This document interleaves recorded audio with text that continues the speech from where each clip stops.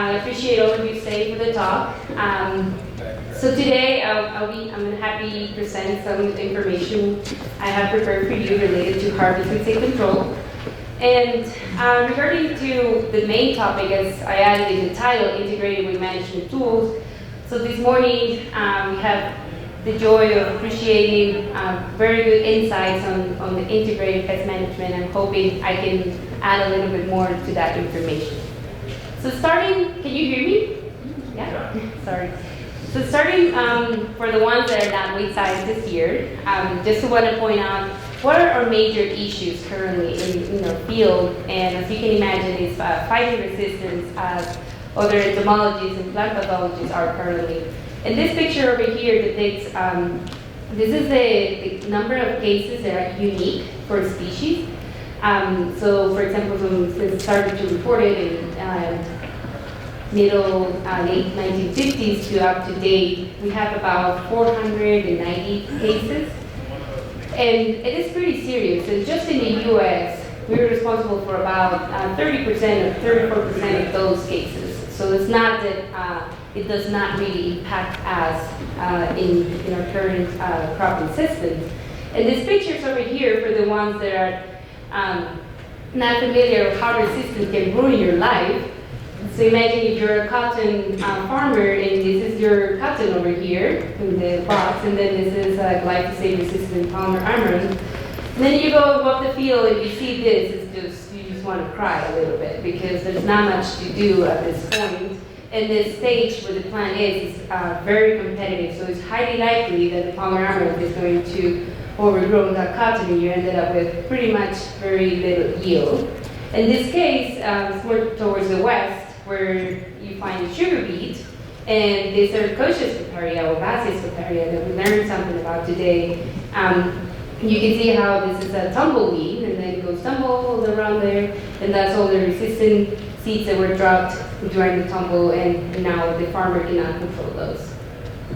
So that brings us back to the main topic of our symposium today, that we have referred several times, of the integrated management approach, and how important this situation is if we want to actually preserve our current and future tools to come back.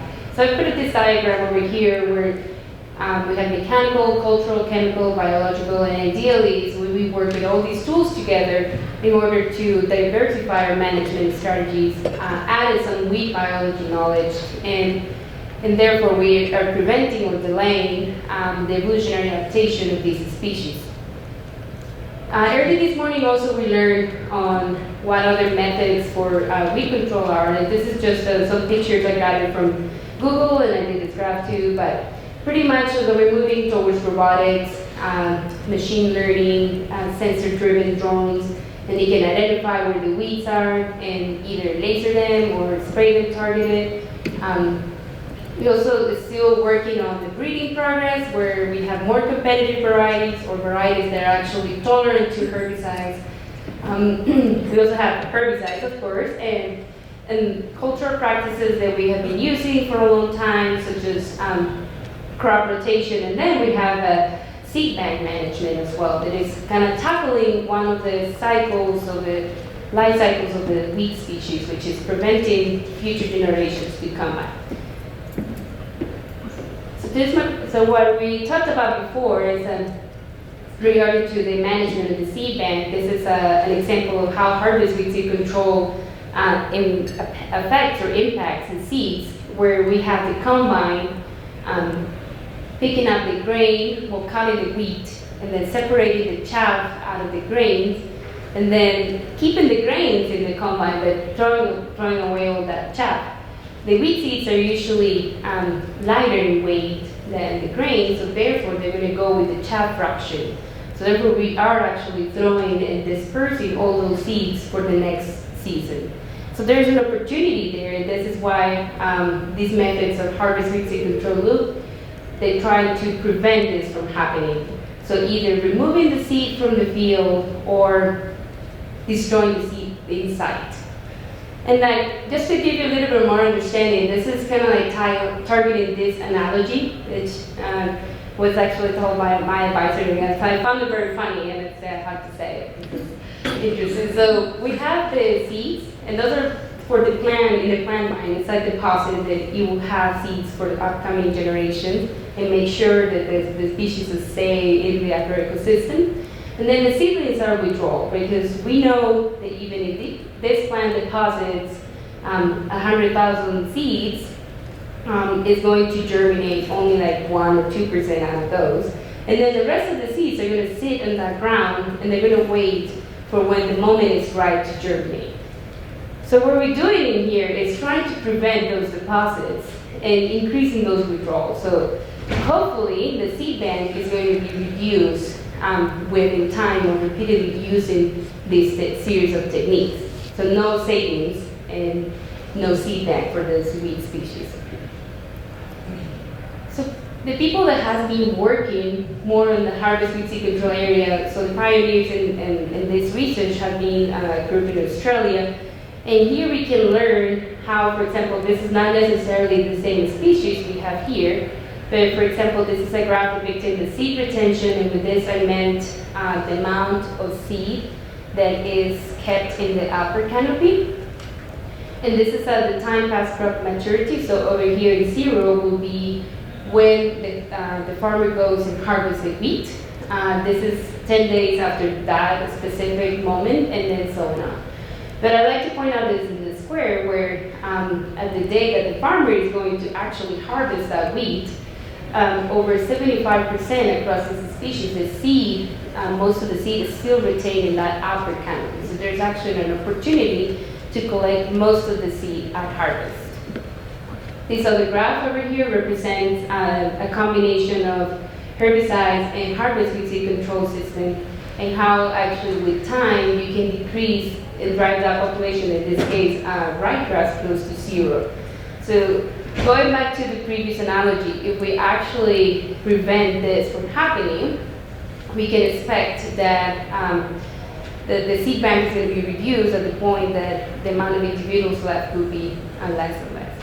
Then the next question is, how do we do this? What do we need to actually do that? So several systems have been proposed and used in different parts of the world.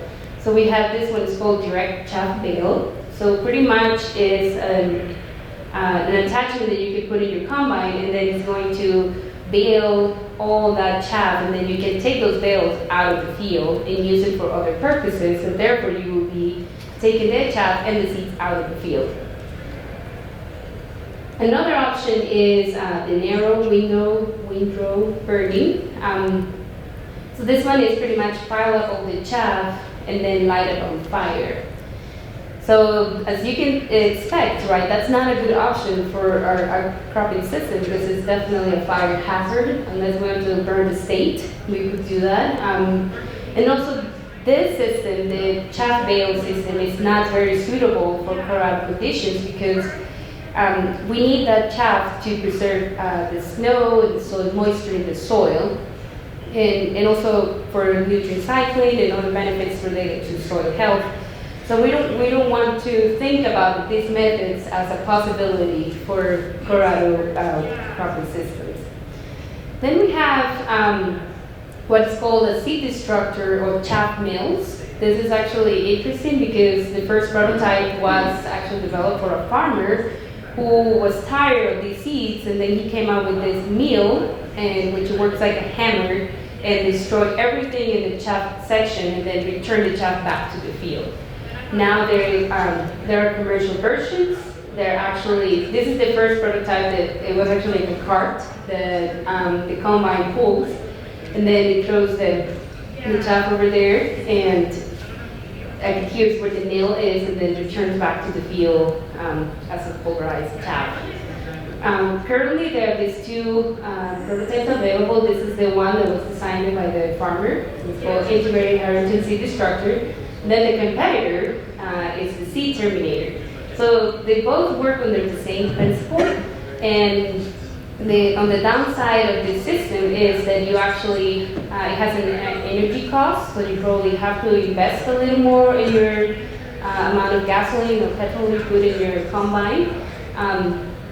But overall, and also maintenance costs, because this is metal frame that goes like spinning a soup like 3,000 RPM, and then you really need to lubricate that and make sure it still works and stuff. So that requires probably a little bit more work and an initial investment that about $100,000 in having that included in your combine.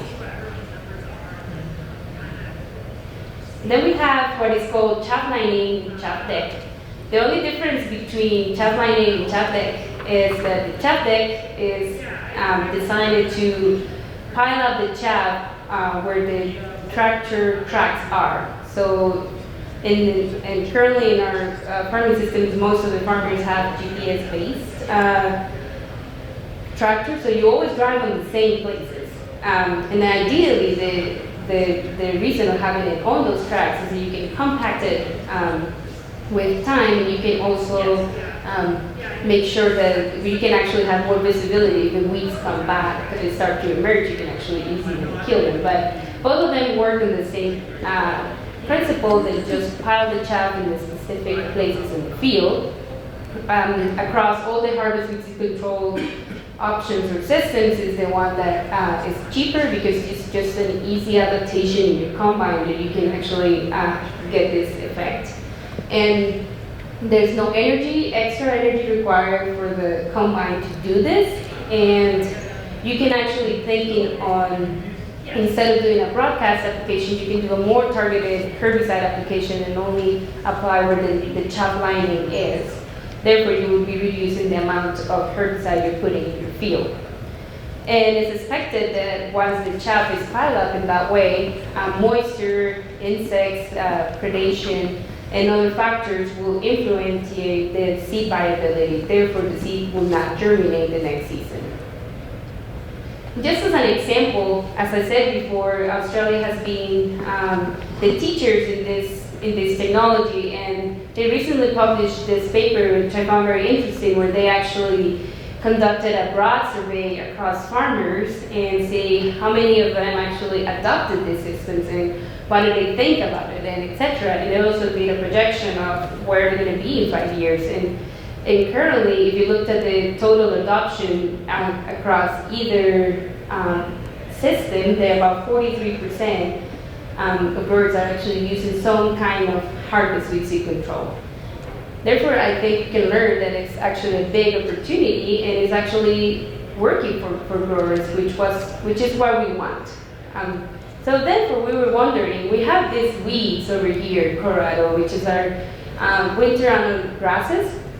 So this was here Stony Brown, Joingo grass, and feral rye.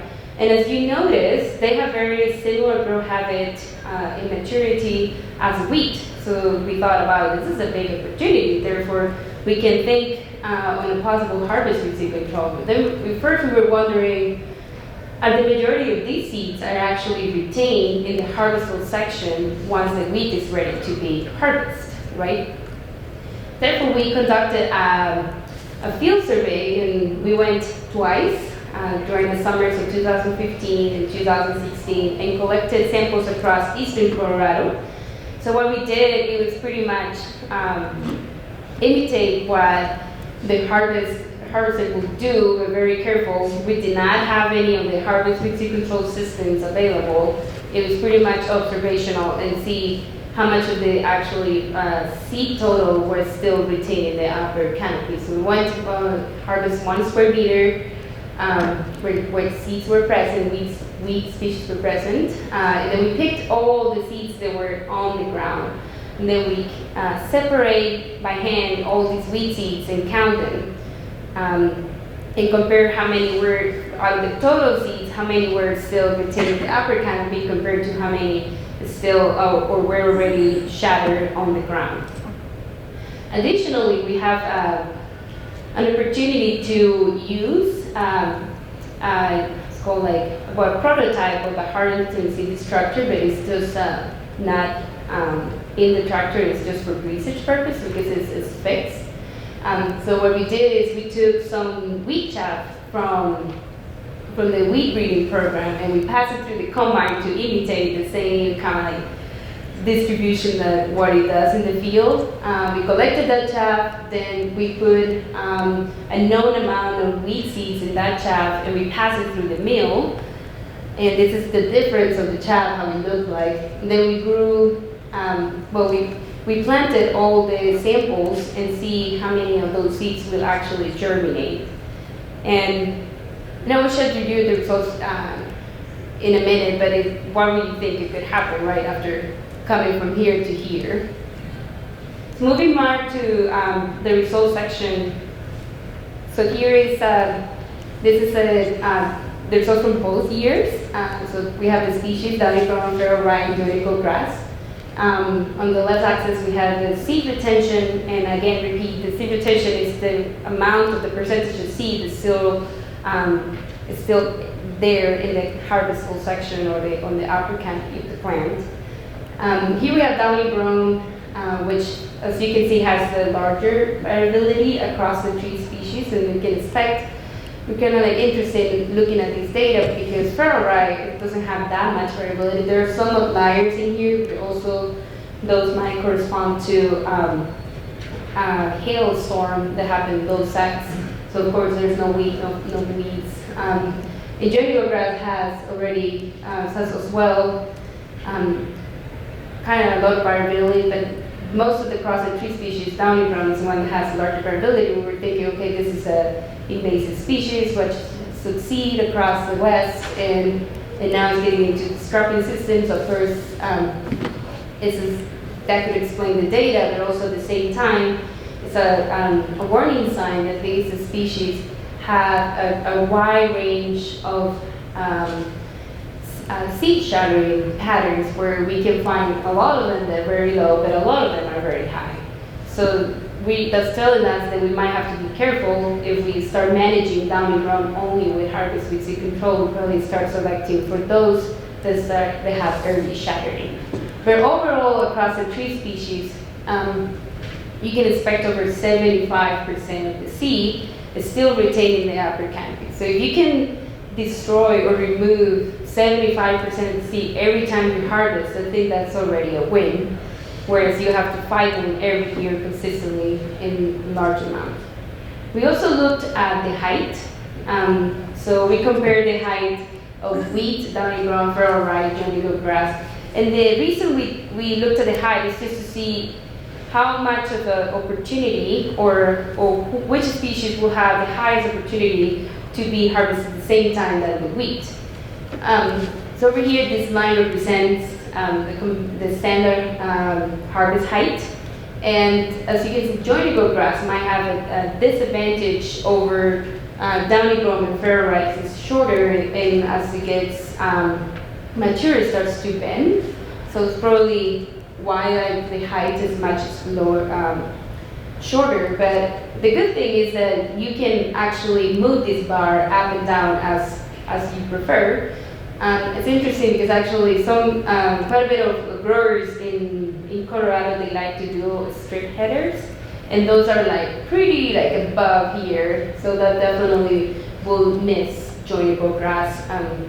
So if that's part of like what we want to understand, who has or which species have more disadvantages in terms of height, and more for like future recommendations, thinking on one day we have these systems available here for Colorado wheat growers. I'll try that. And then this is the results from the seed that actually, what we call it, the seed destroyed. We consider the seed that did not germinate as destroyed. So from the ones that we passed through the mill and the prototypes, so we can see actually really good results where over 97% were destroyed. So if you think about it this way, if you can go in the field and harvest 75% of the seed and destroy mostly of all of them, that's a big advantage in terms of reducing the seed bank that, as we were talking in the beginning, as the main objective of this harvest weed seed control methods. So in conclusions, as I said, our winter annual grasses, they have a good potential to be controlled by a harvest weed seed control system. This is great news because it means that we can have an extra weed management tool so that we can add it to our integrated weed management approach. Our next steps is trying to look specifically at what would be the chaff lining efficacy in different even cropping systems, not only on wheat. And the reason we want to think about the chaff lining is because it's the cheapest, doesn't require energy, and any farmer can do it by himself. It doesn't have to be imported or require a big cost. But it's important because it seems like harvest weed seed control, it seems like a great solution, right? And it seems, oh, it's a non-herbicidal approach, and therefore we will not have these resistant issues, and it's like organic, and you can use it in organic farming, and you'll be exempt of resistance, or whatever public opinion you hear about that. But it's important to consider that we can actually select for biotypes that can escape harvest weed seed control. And this is a graph from my greenhouse study that was conducted back in Australia, where they started to, this is wild radish, so this is flowering percentage, and this line over here represents the unselected population or control. So this will be like just a regular field collected population, and they start to select for individuals that have early flowering, and they repeat that 5 times, like they did it for 5 generations, and then you can see how when you start to select for those individuals that actually flower early, therefore will shatter early, you start to actually increasing those individuals in the population. Therefore, it's highly likely that these ones will not be harvested by a harvest weed seed control system. And in addition to the early flowering days, they also identify, these individuals in the 5th generation were actually 2-fold shorter than the ones in the beginning or the non-select population. So that suggests that they're only like flowering early, but also definitely escaping the harvest weed control because of the prostate growth, and therefore, so we have to be careful. And I like to finish my talk is where we thinking on harvest weed seed control always as an integrated weed management approach, where we cannot stop using crop rotation, alternated herbicides, better or more competitive varieties, or mechanical solutions when it's necessary, in order to preserve the utility of these tools that we are actually developing, in all the robotics and all the genetics approach that we can use that also will be prone to resistance. And with this, I would like to acknowledge the Colorado Wheat Research Foundation for providing funding to conduct this investigation. All the personnel at the Wheat Research Lab, the undergrad hourlies will remember me forever. I think so. It was pretty intense sometimes. The wheat growers, because we went to several farms, and some of them they even got involved and like wanted to help us to collect the seeds, and they were very happy when I told them about that we were thinking on promoting this type of systems in Colorado, because they really need a solution. And I'd like to also thank you these professors that helped us out in the process, and I'd like to acknowledge my co-authors and people that had helped me to get this project done. And now with this, I'd like to take any questions. Thank you.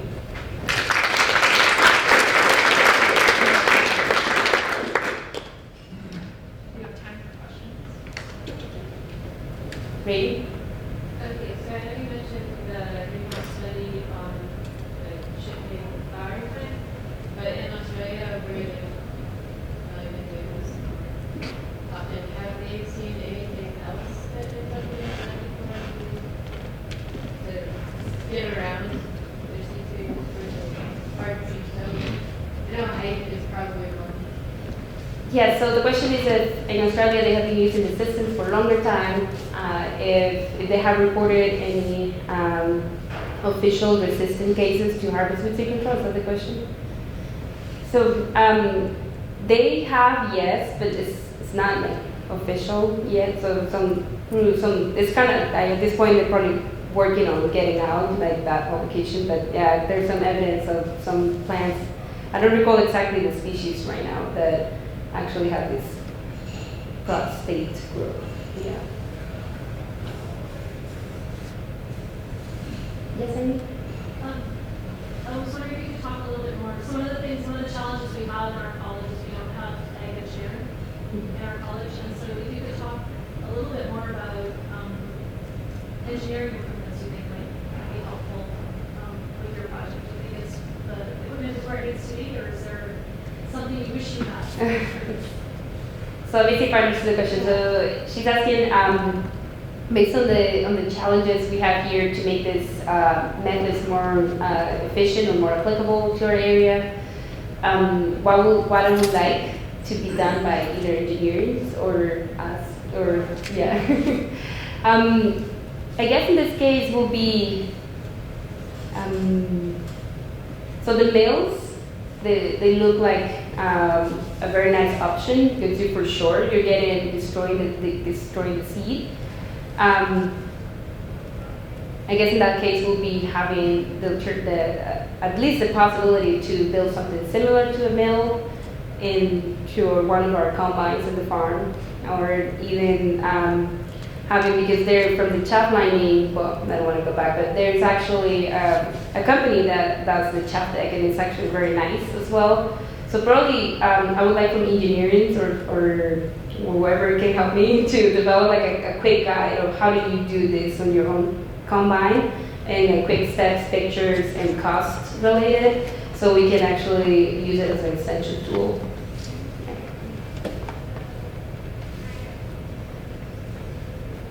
Yeah.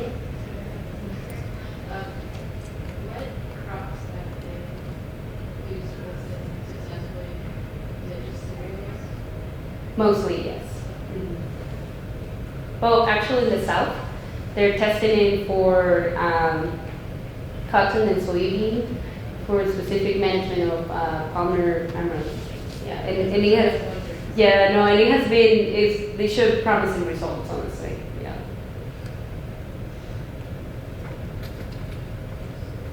Well, thank you. It's